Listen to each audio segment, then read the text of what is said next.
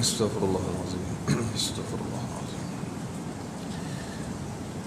أعوذ بالله السميع العليم من الشيطان الرجيم بسم الله الرحمن الرحيم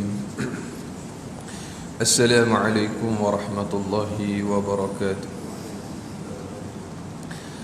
إلى حضرة النبي المصطفى سيدنا رسول الله صلى الله عليه وعلى آله وصحبه وبارك وسلم شيء لله لهم الفاتحة أعوذ بالله من الشيطان الرجيم بسم الله الرحمن الرحيم الحمد لله رب العالمين الرحمن الرحيم مالك يوم الدين إياك نعبد وإياك نستعين اهدنا الصراط المستقيم صراط الذين أنعمت عليهم غير المكذوب عليهم ولا صراط الذين أنعمت عليهم غير المكذوب عليهم ولا الضالين آمين بسم الله الرحمن الرحيم الحمد لله رب العالمين والصلاة والسلام على أشرف الأنبياء والمرسلين سيدنا ومولانا محمد وعلى آله وصحبه أجمعين نحمده ونستعينه ونستغفره ونعوذ بالله من شرور أنفسنا ومن سيئات أعمالنا من يهده الله فلا مضل له ومن يضلل فلا هادي له أشهد أن لا إله إلا الله وحده لا شريك له وأشهد أن سيدنا ونبينا محمدا عبده ورسوله اللهم صل على سيدنا محمد الفاتح لما أغلق والختم لما سبق ناصر الحق بالحق والهدي إلى صراطك المستقيم صلى الله عليه وعلى آله وصحبه حق قدره ومقداره العظيم قال سبحانك لا علم لنا إلا ما علمتنا إنك أنت العليم الحكيم ولا حول ولا قوة إلا بالله العلي العظيم أما بعد قال الله تعالى أعوذ بالله من الشيطان الرجيم واستعينوا بالصبر والصلاة وإنها لكبيرة إلا على الخاشعين صدق الله العظيم. Mintalah tolong, mintalah bantuan kepadaku dengan sabar dan juga solat. Sesungguhnya yang demikian itu, solat itu amat berat melainkan bagi orang yang khusyuk. Alhamdulillah, ayahanda, bonda muslimin muslimat rahimakumullah, yang saya muliakan Tuan Ursi, Tuan Imam, Tuan Bilal, para asatizah, para alim ulama, tuan-tuan guru, seterusnya Tuan Haji, Puan Hajah, ayahanda dan bonda muslimin muslimat. Mudah-mudahan senantiasa hendaknya kita berada dalam rahmat dan kasih sayang Allah Subhanahu wa taala. Amin Allahumma amin. Alhamdulillah summa alhamdulillah ala ni'matil imani wal Islam. Marilah sama-sama kita pertama dan selamanya dan senantiasa kita rafa'kan syukur kehadrat Allah Subhanahu wa taala atas hidayah, inayah, iradah, petunjuk daripada Allah Subhanahu wa taala. Kita masih lagi diberikan ruang dan kesempatan pada pagi ini. Alhamdulillah, kita masih lagi dihidupkan oleh Allah Subhanahu wa taala. Kita dibangkitkan daripada mati kita yang seketika, iaitu tidur kita. Kita mengucapkan syukur kepada Allah Subhanahu wa taala. Alhamdulillahillazi ahyana ba'dama amatana wa ilaihin nusyur. Maka nafas dan juga kehidupan yang Allah Subhanahu wa taala berikan kepada kita ini tidak lain dan tidak bukan adalah untuk satu tujuan yang tunggal, iaitu untuk kita mengabdikan diri kita kepada Allah Subhanahu wa taala sesuai dengan apa yang dibawa oleh baginda Nabi sallallahu alaihi wa ala alihi wasahbihi wa baraka wasallam. Maka marilah sama-sama kita panjatkan syukur kehadrat Allah Subhanahu wa taala, walaupun masih lagi kita dalam keadaan diuji dengan pandemik COVID-19 ini yang menuntut kepada kita untuk mematuhi SOP yang telah pun digariskan, dikeluarkan kepada kita. Antaranya memakai pelitup muka ketika mana berada di majlis program ataupun di tempat yang sesak ataupun tempat awam. Kemudian yang kedua, kalau ke masjid kita membawa sejadah sendiri mengikut spesifikasi yang telah pun dikeluarkan. Kemudian yang ketiga, kita memastikan kita melakukan kawalan kendiri ataupun penjarakan sosial. Jangan duduk bersalam dengan orang tak tentu pasal, tuan. Allahumma salli ala sayyidina Muhammad. Dulu ada satu tempat, saya pernah sampai di satu surau ni, surau Jumaat. Seorang je suspek, tuan. Dia bukan kena pun, baru suspek. Suspek tu, bila orang buat laporan, terus datang tutup, tuan. Jadi tuan-tuan, kita tak nak lah tempat kita, masjid kita, surau kita ni terus tutup macam tu disebabkan satu orang aja. Maka sebab itu tuan-tuan, kita kena dalam bahasanya kita jaga kita. Itu kita jaga masjid kita, insya-Allah. Maka sebab itu selain daripada kawalan kendiri, penjarakan sosial, kita memastikan tangan kita, diri kita itu sentiasa bersih. Ini antara perkara yang telah pun disebutkan oleh Kementerian Kesihatan. Mudah-mudahan kita dapat sama patuh demi kemaslahatan kita bersama, insya-Allah. Dan kita doakan tuan-tuan, mudah-mudahan pandemik COVID-19 ini berlalu daripada kehidupan kita. Allah Ta'ala angkat musibah ni, kemudian kita dapat kembali ke normal yang biasa. Sekarang ni normal baharu, tuan-tuan. Solat jarak-jarak ni rasa tak syok, tuan-tuan. Siapa seronok sembahyang jarak, tuan? Saya pun tak syok. Kita tak ada sentuhan fizikal dengan saudara kita ni, rasa macam kurang, tuan-tuan. Kita tak dapat salam, dia panggil musafahah dengan ulama ni, rasa macam kurang, tuan-tuan. Biasa kalau ada ulama datang tempat kita, tok guru datang tempat kita, kita nak salam dia, ambil berkat dia, kita nak cium tangan dia, kita nak peluk dia, kita nak minta doa daripada dia. Tapi bila mana normal baru, tak boleh buat. Maka ini satu perkara musibah yang Allah Ta'ala datangkan kepada kita untuk menuntut kepada kita renung dan muhasabah, dan juga kita memohon ampun, istighfar kepada Allah Subhanahu wa Ta'ala atas segala dosa dan kesilapan diri kita. Allazina iza asabatuhum musibatun qalu inna lillahi wa inna ilaihi raji'un. Orang-orang yang bila mana diberikan ujian musibah, ditimpakan musibah kepadanya, lalu dia menyebutkan inna lillahi wa inna ilaihi raji'un. Kita ni milik Allah dan akan kembali jua kepada Allah Subhanahu wa Ta'ala. Ma'asyiral muslimin, tuan-tuan, ibu-ibu, ayah-ayah, bakal penghuni syurga Allah Subhanahu wa Ta'ala. Alhamdulillah, pada hari ini kita nak sambung sedikit dalam pengajian kitab Qalbun Salim, syarah kepada kitab Penawar Bagi Hati yang dikarang oleh Fadilatul Syekh Abdul Qadir bin Abdul Muttalib Al-Mandili Al-Indonesi. Satu muhasabah kepada kita. Kitab Penawar Bagi Hati ni kita dah lama dah mengaji.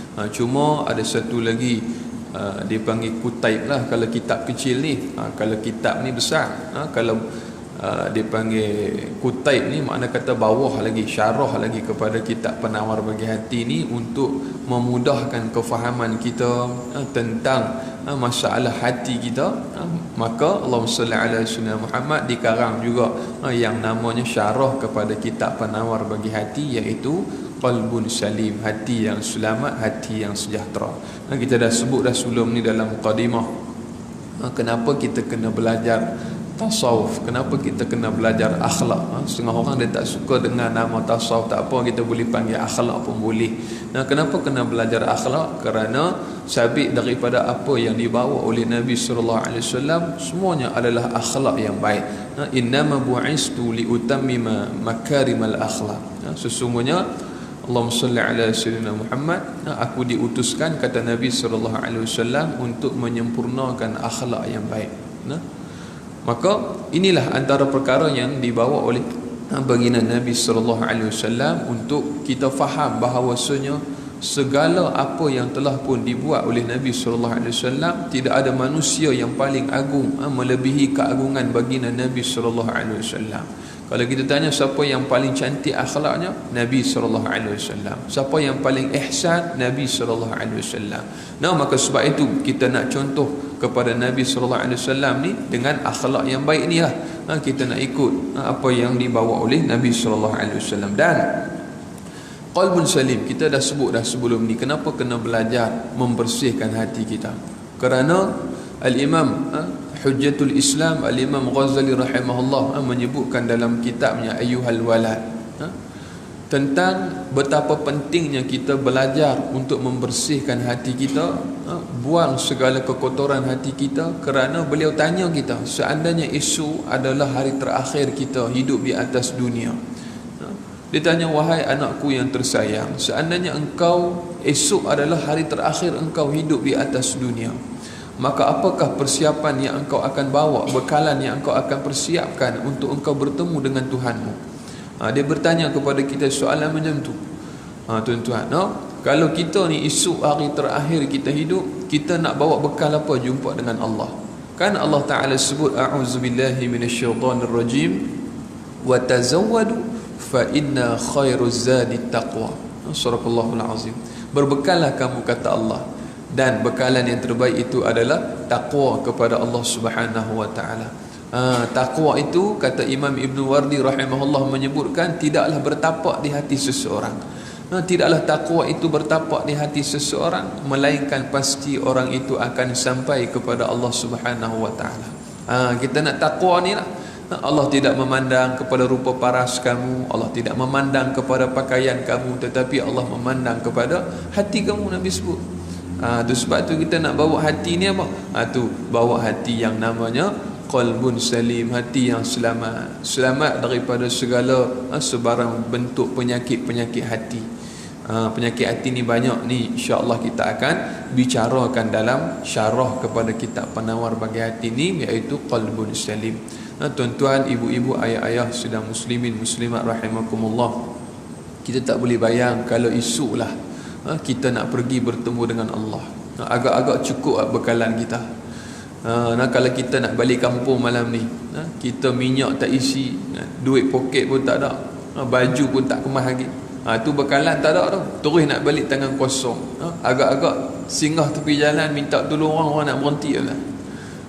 Contohlah kereta rosak tepi jalan kan, ni kita nak balik jauh ni 500 km, baliklah utara ke, pantai timur ke, selatan ke, jauh ni nak balik dari Kuala Lumpur, dari Selangor.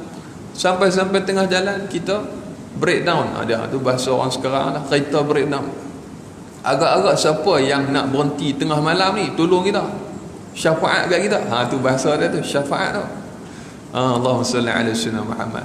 Tengok-tengok ada satu orang berhenti tepi jalan, cik kereta rosak, kita pun tengah marah tak? Lah takkan berhenti masak pula kita tak? Kereta rosak, tak nampak berasap. Jawab pun lebih kurang, pasal hati tengah marah. Allahumma salli ala sayyidina Muhammad. Siapa yang syafaat kita tu? Siapa yang tolong kita? Rupa-rupanya sepupu kita. Patutlah macam kenal nombor plate dia kata. Nombor plate D kan? D ni Kelantan lah. Allahumma salli ala sayyidina Muhammad. Nak bagi nampak Kelantan lagi D. Tu 3 kali D. Kalau utara Kedah K kan? Dia perasan nombor plate kita, dia tengok. Dia kata patut nampak macam kenal kereta ni. Tengok stiker belakang, dah selawat hari ni. Tu stiker dekat belakang. Biasa orang tampal stiker kereta kan. Dia kata patut nampak stiker ni macam kenal. Dia kata stiker selawat ni hang lah, dia kata. Rupanya hang mak tau. Aku tak sedar hati lah, dia kata, dia bawa kereta tu yang aku berhenti. Tengok betul ya, ada anak, ada isteri semua dalam kereta. Panas kan. Maka dia bantu kita. Sebab apa dia bantu? Sebab dia kenal kita. Allahumma salli ala sayyidina Muhammad. Esok ni tuan-tuan, perjalanan kita menuju Allah Subhanahu wa taala, kita tak bicara panjang di yaumul mahsyar, yaumul hisab, yaumul qiyamah. Agak-agak siapa yang akan berhenti tolong kita? Allahumma salli ala sayyidina Muhammad.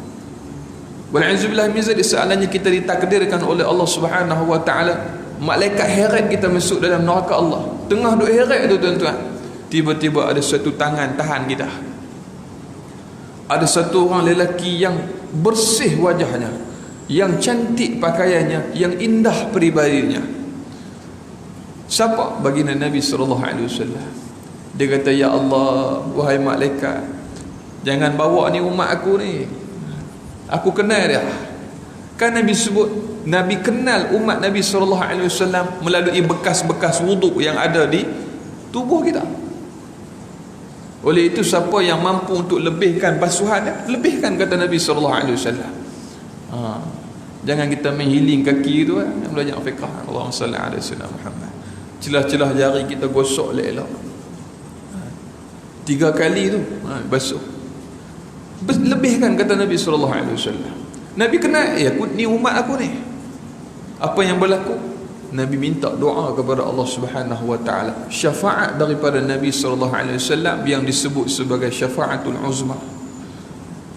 Walaupun kita ni Allah Taala tulislah takdirlah ahli neraka, tapi disebabkan syafaat Nabi SAW tak jadi Allah Taala nak humban kita dalam neraka Allah Subhanahu wa taala. Maka sebab kita masuk syurga ni tuan-tuan, bukan sebab amal kita banyak, bukan sebab pahala kita banyak, walaupun itu semua dituntut untuk kita buat, tapi sebab kasihan belas dan ihsan daripada Allah Subhanahu wa taala. Allah kasihan pada kita. Maka sebab itu nak dapat kesian tu, maka kita kena renung dan muhasabah apakah cara dan kaedahnya. Tidak lain dan tidak bukan antaranya kita mengharapkan syafaat baginda Nabi sallallahu alaihi wa ala alihi wa sahbihi wa baraka wasallam. Banyakkan selawat ke atas baginda Nabi sallallahu alaihi wasallam. Mudah-mudahan kita layak mendapat syafaat baginda di akhirat kelak. Baik, maka tuan-tuan, kita nak meninggal esok, kita nak pergi esok, maka perlu kepada kita bekalan yang cukup. Maka perlu kepada kita belajar untuk membersihkan hati kita. Kita nak bawa hati yang selamat daripada sebarang bentuk penyakit yang boleh menyebabkan kita untuk menjerumuskan diri kita masuk dalam neraka Allah Subhanahu wa taala. Maka sebab itu setiap anggota tubuh kita ni pasti akan menjadi saksi di akhirat kelak akan apa yang telah pun kita perbuat dengan apa yang Allah Ta'ala bagi pada kita. Baik, maka pada hari ini kita nak masuk pada bab yang pertama ataupun fasal yang pertama. Tuan-tuan muslim maklum dah khatam banyak kali dah kitab Penawar Bagi Hati ni kan. 63 tahun dah usia kitab ni. Tetapi Allahumma salli ala sayyidina Muhammad, masalah hati ni satu benda yang perlu sama-sama kita sentiasa perhalusi, sebab penyakit ni dia tak main sekali seumur hidup. Dia main dalam fikiran kita, minda kita ni, dia bukan sehari dua. Dia syaitan dan juga iblis ni dia dah lama dah kenal kita. Dia dah lama dah kenal kita. Setakat satu paku tu biasa. Allahumma salli ala sayyidina Muhammad. Hantar begitu tak jalan, hantar begini tak jalan. Syaitan tidak pernah berputus asa. Jadi mengapa kita berputus asa daripada rahmat dan pengampunan Allah? Sedangkan syaitan dan iblis tidak pernah berputus asa untuk menyesatkan anak cucu Adam. Baik. Maka adapun kata pengarang rahimahullah, pada fasal yang pertama beliau menyebutkan tentang mata. Tengok ulama disusun bab mata ni duduk di depan. Kata guru saya menyebutkan ada sebab dia. Mata ni, bab mata ni duduk di depan ni ada sebab dia. Nanti kita tengok apa sebab dia. Pasal apa tak susun lidah dulu? Pasal apa tak susun kedua tangan, kedua kaki dulu? Kenapa tak susun perut dulu? Kenapa tak susun kemaluan duduk di depan dulu? Tapi kenapa letak bab mata tu? Tu orang tua-tua kata dari mata turun ke hati. Baik. Maka Allah sallallahu alaihi wasallam Muhammad. Maka ada pun kebaikan mata yang berkaitan dengan dunia dan akhirat. Ini disebut dalam syarah kitab Penawar Bagi Hati. Adapun dalam kitab Penawar Bagi Hati, ayatnya, struktur ayatnya sedikit berbeza. Sama ada didahulukan akhirat dulu ataupun dunia dahulu. Kalau kita buka dalam kitab Turat tu, dia tulisan Jawi lama tu dia sedikit berbeza, cuma struktur ayat dan juga makna tidak lari. Masih lagi pengarang mengekalkan struktur ayat untuk tidak menyebabkan walau satu huruf tertinggal. Sebab kalau kitab Jawi ni satu huruf tertinggal, dia akan lari struktur ayat keseluruhannya. Ni punya berkat tuan-tuan. Walaupun nipis je kitab tu, kitab Penawar Bagi Hati ni nipis je, tetapi syarahnya begitu panjang. Baik, maka Allahumma salli ala sayyidina Muhammad, ketahuilah olehmu bahawasanya Allah Subhanahu wa taala telah menjadikan mata untuk beberapa kebaikan dunia dan akhirat. Kata pengarang menyebutkan Allah Ta'ala menjadikan mata untuk kita ni beberapa kebaikan dunia dan juga akhirat. Ada fungsi dia, ada tujuan dia, ada tugas mata ni. Baik, antara kebaikan mata yang berkaitan dengan dunia ialah, kalau dalam kitab asal disebut kebaikan akhirat dulu. Mana cuma dalam kitab ni disebut kebaikan dunia terlebih dahulu. Yang pertama, tujuan mata ni untuk manfaat dunia ni melihat apa yang diusahakan oleh diri sendiri. Kita semua bekerja. Ada yang bawa Grab food, dulu bawa kapal terbang, Allah bawa Grab. Allah Ta'ala uji, kena COVID-19, dulu gaji 15,000, sekarang 1,500 nak dapat pun payah. Sebab apa? Ikut rajin kita, kan? Tu yang ada kes tu, bunuh diri tu, Allahumma salli ala sayyidina Muhammad. Sebab dulu biasa pegang duit banyak, tapi Allah Ta'ala uji tu. Allazina iza asabatuhum musibatun qalu inna lillahi wa inna ilaihi raji'un. Dulu biasa Allah Ta'ala bagi gaji banyak ni, sekarang ni bila diuji semua orang terkesan. Pakak kena uji belakang. Saya dulu duit banyak ustaz, sekarang ni nak boleh 200 pun susah. Allahumma salli ala sayyidina Muhammad. Jadi Allah jadikan mata untuk kita ni melihat apa yang kita usahakan. Ada orang dengan kebunnya, dia panggil perusahaan. Tak kira lah peladangan ke komoditi ke, itu bahasa-bahasa moden tu. Dia bela ikan banyak lah. Allahumma salli ala sayyidina Muhammad. Dia bela ayam banyak. Ayam ni kena zakat lah. Kalau bela ada 5,000 kandang, 5,000 reban, kena zakat lah. Ternakan, dia kena zakat pendapatan lah. Jangan tak bayar lah. Saya bela ayam tak kena. Dia faham begitu tak? Jangan. Baik, maka Allahumma salli ala sayyidina Muhammad. Tu ternakan kita bela ayam, kita macam-macam melihat dengan mata kita. Dengan cara itu, banyak no. Dulu 2 ekor je lembu, sekarang dah 2,000 ekor. Tu tengok apa dengan mata. Allahumma salli ala sayyidina Muhammad. Tengok tu bukan tengok saja no. Hebat Allah Ta'ala. Dulu aku tak ada apa pun, sekarang tengoklah syarikat aku gah membangun. Tu. Dan pandangan dia tu menyebabkan dia balikkan syukur tu kepada Allah Subhanahu Wa Ta'ala. Besar panjang lah anak aku. Dulu aku macam tu lah. Nampak? Ni apa yang kita usahakan. Kita didik dia, kita belai dia, kita jaga dia, kita asuh dia, kita bagi pendidikan kepada dia. Tu tengok dengan mata kepala kita. Besar dah anak abah, dah boleh menikah lah. Tu dia pun main tak mau nikah lah. Takut apa? Duit tak ada. Jangan takut. Allahumma salli ala sayyidina Muhammad. Baik. Tu. Dan dia kata sama ada lah. Dia bagi contoh yang berkaitan dengan apa yang kita lakukan setiap hari. Bermulalah daripada kita bangun tidur.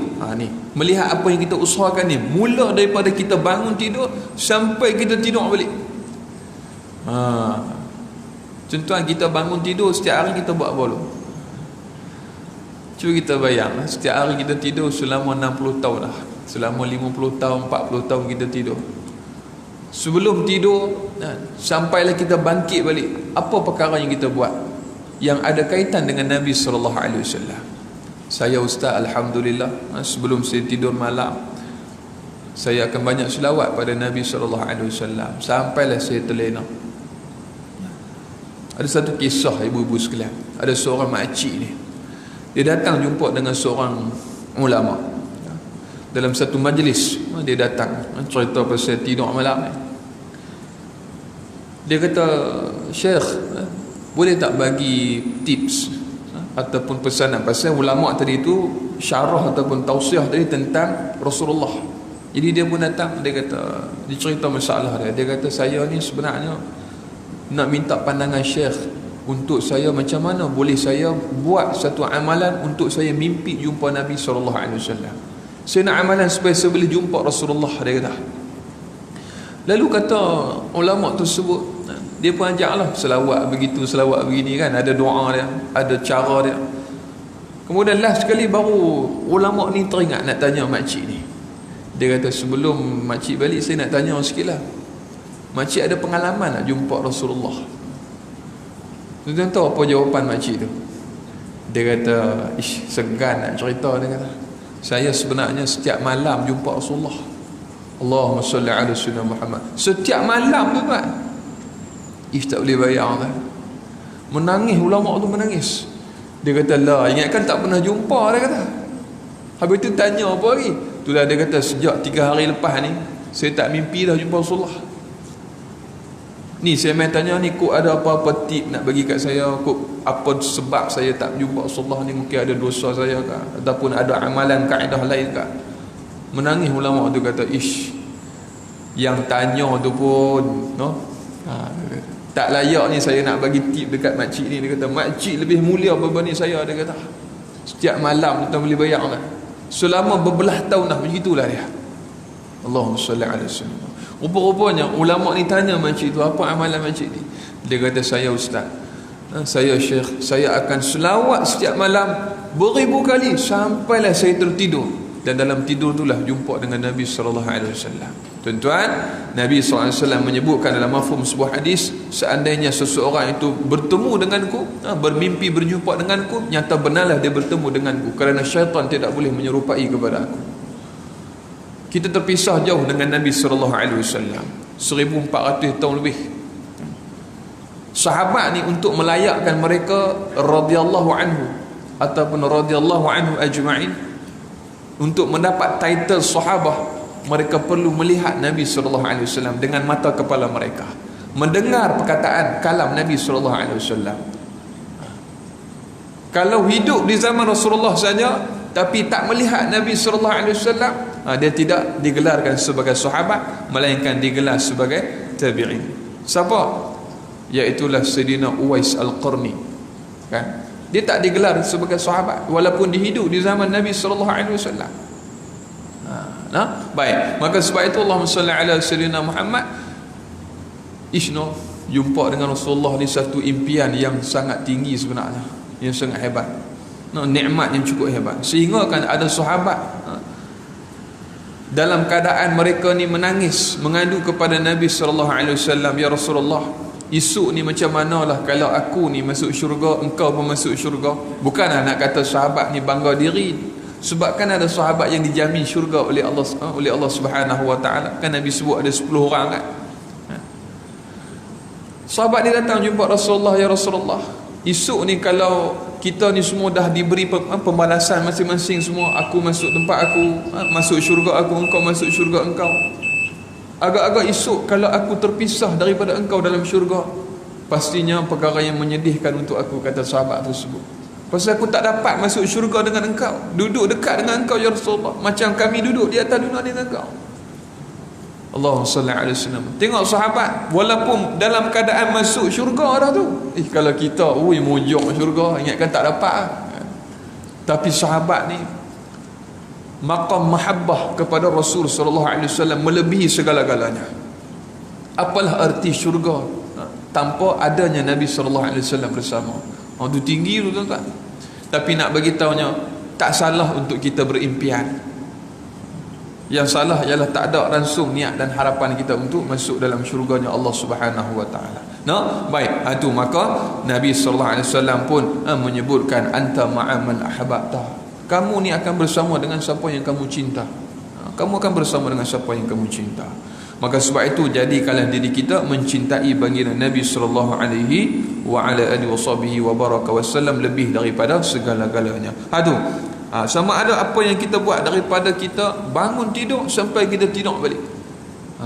Baik. Contohnya apa? Membersihkan diri, kita memakai pakaian yang indah.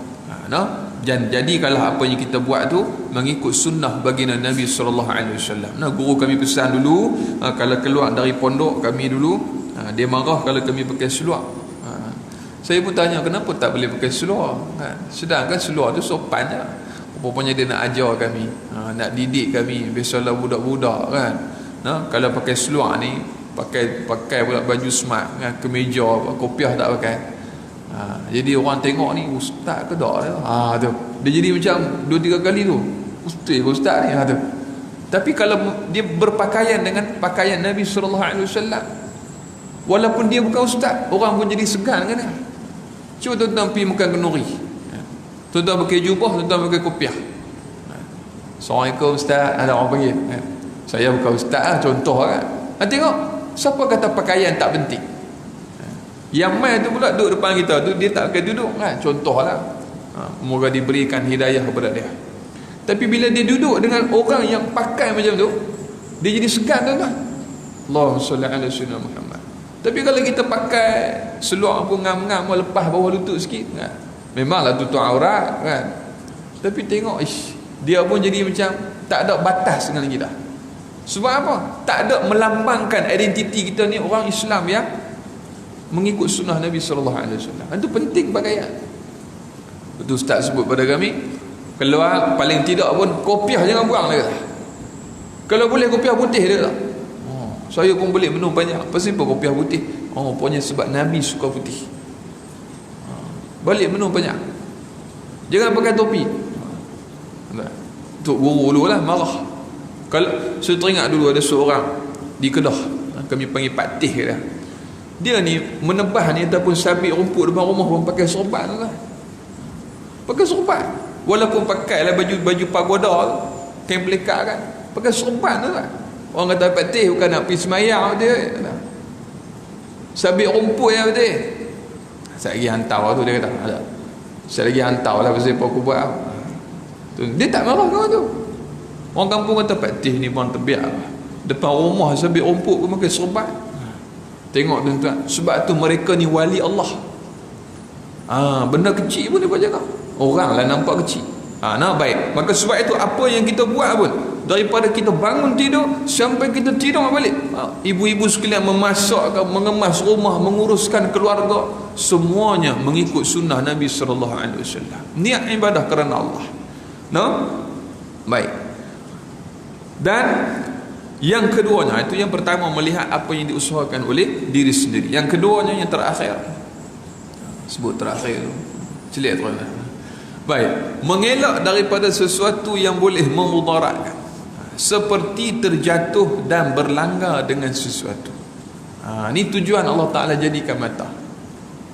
Tapi tuan-tuan jangan heran, tuan-tuan pergi naik LRT di Kuala Lumpur kan, stesen berikutnya Damai kan, turun-turun tu, siapa yang turun, yang orang first time yang turun tu, orang buta tu kan, laju dia jalan tu. Saya pernah ada depan mata, dia bawa satu bakul tisu, bawa beg dengan tongkat. Saya kata tak sampai lagi, orang tak buat pengumuman lagi, stesen berikutnya Jelatik, dia dah siap lah. Dia dah tahu dah kan, pintu utama mana dia dah tahu. Kalah kita kan, saya ni baru duduk gagau, jauh lagi lah tengok. Nak tengok hak peta tu pun tak erti, tapi dia lagi erti. Allahumma salli ala sayyidina. Tengok, walaupun ni pandangan zahir tak nampak, tapi ni pandangan hati tajam tuan-tuan. Allahumma salli ala sayyidina Muhammad. Kadang nak saya tanya, Pak Cik nampak orang lintas jalan? Saya lagi takut mencederakan emosi dia pula kan. Buatnya dia kata, awak ingat aku buta, dia kata. Allahumma salli ala sayyidina Muhammad. Itu nak sebut hebatnya Allah Ta'ala buat. Bukan saya saja tuan-tuan, Allah nak kita muhasabah diri kita. Terus kita duk bagi ni mata pun masih lagi tak mampu untuk guna ibadah kepada Allah Subhanahu Wa Ta'ala. Mengelak daripada sesuatu yang boleh memudaratkan, seperti terjatuh dan berlanggar dengan sesuatu. So teringat yang terakhir, ada satu kisah yang berlaku di zaman seorang ulama. Dia satu hari ni, ada satu kisah yang berlaku, seorang yang buta, seorang yang alim buta, dia keluar daripada rumah dia menuju ke masjid. Kisah ni biasa kita dengar. Apabila dia keluar daripada rumah dia menuju ke masjid, dia buta, gagal jalan. Rumah dia jauh daripada masjid. Sampai di pertengahan jalan, jatuh dalam lopak ayak. Jatuh dalam lopak ni basah, kotor habis jubah-jubah ni. Maka dia pun bangun, gosok perlahan-lahan, kona balik, patah balik ke rumah, bersihkan diri dia, pakai balik baju baru pula, keluar lagi pergi masjid pula, kali kedua pun jatuh dalam lubang yang sama juga tuan-tuan. Allahumma salli ala sayyidina Muhammad. Sebelum ni tak jatuh, tapi hari tu nak jatuh pun sama juga. Dia kata astaghfirullah wala haula wala quwata illa billah. Dia pun bangkit, gosok, ambil tongkat dia, balik rumah pula, tukar pula tuan-tuan. Nak pergi mana? Nak pergi masjid tuan-tuan. Allahumma salli ala sayyidina Muhammad. Kemudian kali kedua tu dia balik mandi, basuh semua, pakai baju kali kedua. Kali ketiga nak pergi, hampir nak jatuh dalam lubang yang sama. Tiba-tiba datang satu tangan, paut dia, papah dia, pegang dia, angkat, terus bawa dia pergi masjid. Tak ada jatuh pun, hampir nak jatuh di tempat yang sama. Lalu dia pun kata, Siapa ni?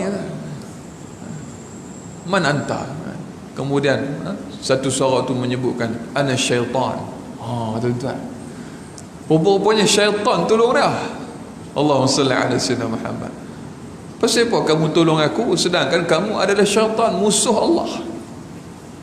Apa yang berlaku? Syaitan kata, saat kali pertama kamu jatuh tadi, kamu menyebutkan astaghfirullah wala haula wala quwata illa billah, Allah telah mengampunkan dan merahmati diri kamu.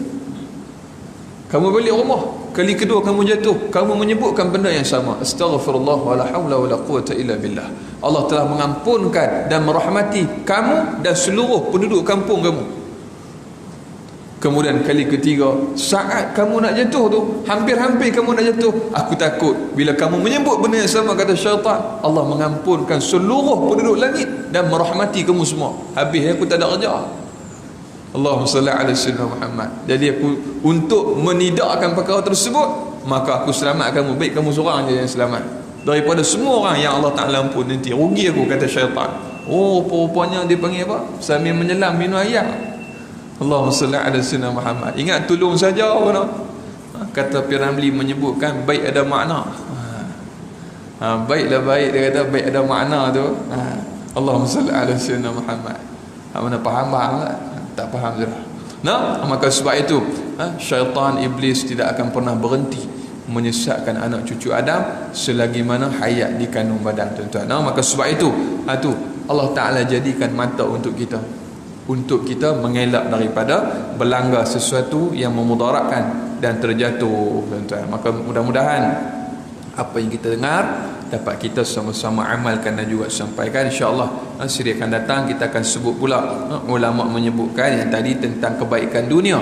Akan datang kita akan tengok kebaikan mata ni yang berkaitan dengan akhirat. Apa tujuan Allah Ta'ala ciptakan mata kita untuk akhirat. Mudah-mudahan Allah Subhanahu Wa Ta'ala memberkati kita, tuan-tuan, terus menjaga SOP yang telah pun digariskan kepada kita. Dan saya terlupa nak beritahu pengumuman yang penting jugalah. Esok kalau tuan-tuan ada kesempatan, biasanya pagi-pagi ni tuan-tuan kat masjid lagi kan, tuan-tuan tengoklah esok ada satu edisi istimewa Tanyalah Ustaz. Esok ni Tanyalah Ustaz, kita buat satu program dengan penjara Sungai Buloh, tahanan ataupun banduan Tanya Ustaz. Jadi saya pun masuk dalam penjara tu, kita buat rakaman. Jadi tuan-tuan nak tengok gambaran dalam penjara, tuan tengok esok. Ada yang baju merah, ada yang baju ungu, mereka yang akan tanya Ustaz. Biasanya orang yang di luar tanya Ustaz, tapi esok edisi khas 2 jam banduan semua tanya Ustaz. Tuan-tuan nak tengok mereka tanya apa, tuan-tuan nak tengok Ustaz tu jawab apa, tuan-tuan tengok esok pukul 6.30 pagi TV3 dan TV9. Kalau tuan-tuan tak sempat, boleh tengok ulangan jam 1.30 tengah hari. Ada ulangan juga. Ataupun tuan-tuan record lah siap-siap di rumah tu, tuan-tuan boleh tengok di Facebook pun ada Tanyalah Ustaz TV3. Tuan-tuan sedih, tuan-tuan tengoklah realiti kehidupan mereka. Yang saya jumpa ada satu orang Pak Long yang tanya saya soalan tu. Dia kena 302 kandung kesesaan, gantung sampai mati kan, hukuman bunuh. Dia tanya soalan tu, saya nak sebab lah. Saya kata, kalau aku jadi ustaz aku tak boleh jawab soalan ni. Tuan-tuan tengok esok. Kalau kita duduk di tempat dia, dah tahu dah tak ada harapan nak hidup dah, agak-agak kita nak persiapkan apa untuk berjumpa dengan Allah. Maka mudah-mudahan kita memberikan peluang pada mereka ni, mudah-mudahan mereka dapat kembalilah kepada Allah Subhanahu Wa Ta'ala. Persiapkanlah diri mereka mudah-mudahan, dan kita juga muhasabah kepada yang duduk di luar ni, tak duduk di dalam sana, memberikan satu gambaran dan muhasabah kepada kita erti sebuah kebebasan yang sebenar-benarnya.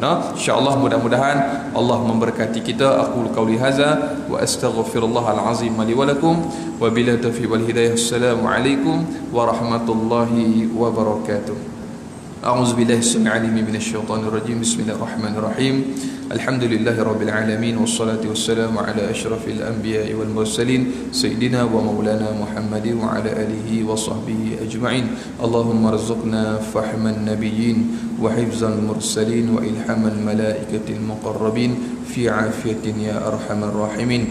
Ya Allah, ampunkanlah dosa-dosa kami ya Allah, dosa kedua ibu bapa kami ya Allah, dosa anak isteri kami, ahli keluarga kami ya Allah, dan juga dosa seluruh umat Islam sama ada yang masih hidup ataupun yang telah mati ya Allah.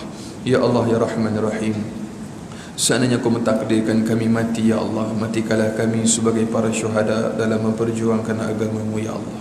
Engkau lah sebaik-baik sandaran dan sebaik-baik penolong. Ya Allah, seandainya ada antara kami dalam keadaan sakit ya Allah, sembuhkanlah penyakit zahir dan batin kami ya Allah. Berikanlah ketabahan dan kekuatan kepada hati dan jiwa kami ya Allah.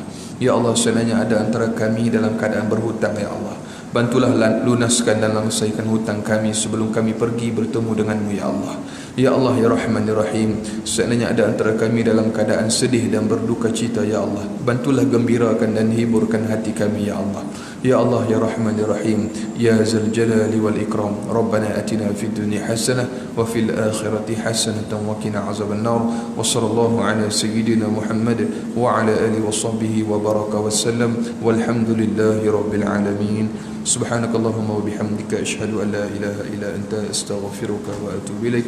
Bismillahirrahmanirrahim. Wal 'ashr innal insana lafi khusr illa allazina amanu wa 'amilus solihati wa tawassaw bil haqq wa tawassaw bis sabr. Assalamu alaikum warahmatullahi wabarakatuh.